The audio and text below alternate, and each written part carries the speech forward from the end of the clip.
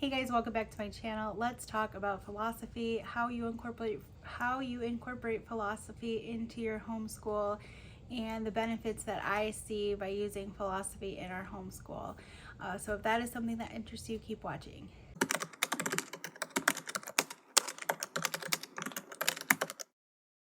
If you're new here, I would love for you to subscribe. I'm Nikki. I'm a homeschool mom to an only child in 4th grade. I do all kind of homeschool content, mom life, you name it, anything in between. And I would love for you to hit that subscribe and bell to alert you of future videos of mine. Feel free to use the comment box to ask any questions you like or just have a conversation. I'm always down for commenting. All right, so we have started philosophy for kids this year in our homeschool, and I'm obsessed. Obsessed. This has put on a whole other meaning and level to critical thinking. This is game changer. We only do this once a week. It is definitely something that I never really thought to have in my homeschool, but I'm so glad we do. This has brought on conversation and topics that I don't know that I ever would have just thought to have a conversation about with my daughter.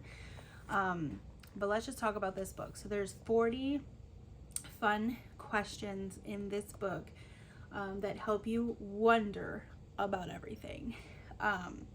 It's designed for kids. They can use it on their own, or you could teach it in a classroom or homeschool. It's written by a university teacher of philosophy who's been teaching for 10 years. There's teaching tips on every question, suggestions for further reading, and a glossary of philosophical terms. So this is going to give you that knowledge, the reality, the critical thinking skills to really develop, and I feel like some of this stuff is going to be utilized in so many other areas of our homeschool. I really wanted her to develop this curiosity, because she already has the curiosity, but I wanted her to develop the curiosity that keeps her being curious, the critical thinking that's going to keep her from thinking and diving into some of these topics that we wouldn't have talked about otherwise. So let's just talk real fast on what is in here. So this is Common Core State Standards in ELA. It's going to talk about part 1 is values, part 2 is knowledge, part 3 is reality, and part 4 is critical thinking. So in values, it's not by lesson but by question. So we're going to be questioning, are you a fair and just person? How do you know who your friends are? Should you be rewarded for efforts in school? Should you ever tell a lie? Are there times when you should be violent? Just some to go along with values, some to go along with knowledge. Are you certain that the law of gravity is really a law? How can you tell when you know something? Can you lie to yourself? Can computers think? Reality type questions. Can you think about nothing at all? Are you the same person you were 5 years ago? Do you have free will? Are impossible things ever impossible? Or ever possible? Critical thinking. Why is because such an important word? If many people think something is true, is it true? I am lying, true or false? Can something logical ever not make sense?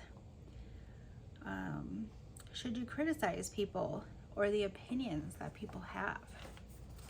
So they're just so good. So the way it is set up is every time you come across a question, it's going to have this little reading passage that goes along with the topic or question that is presented. So this one is, should you let little things bother you? So it's going to have a passage to read, and then it's going to have questions to ponder or answers that you need to come up with. So you're going to write, this one's a yes or no. Not everything is done the same way in each question, but this one is going to have you read each one's and write yes or no as honestly as you can. So can you study even with a bit of a headache? It's just so much to think about, and like really makes you think and wonder. And then sometimes we even go back and go, I kind of want to change my answer now.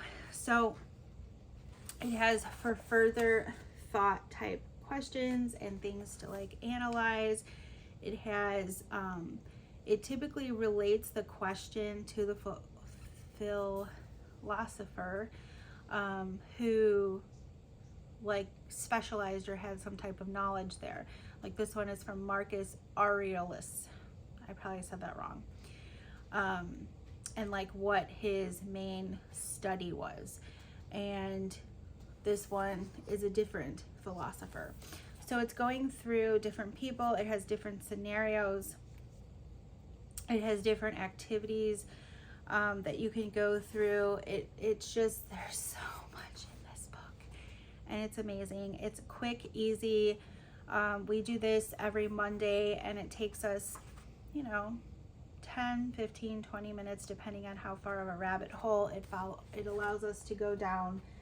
But it has so many notes for how to proceed and things to remind, lots of quotes. And yeah, at the back of the book is it has the index, but then it also has a philosophy journey. It has a philosophy journey.